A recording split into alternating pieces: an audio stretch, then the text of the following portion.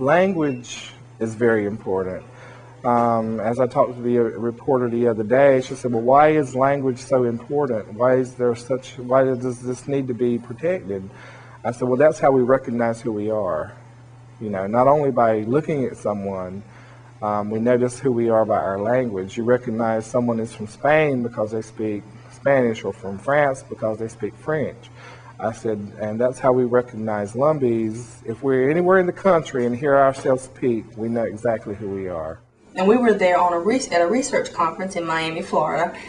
And we're out that night, and we kind of take the wrong bus or the wrong subway or something. But we get lost, and we get on a bus, and it's about 7 or 8 of us, I guess, together on the bus, and the bus driver, and this one guy sitting at the front of the bus with a patch over his eye, and he looks like he's hungover from something.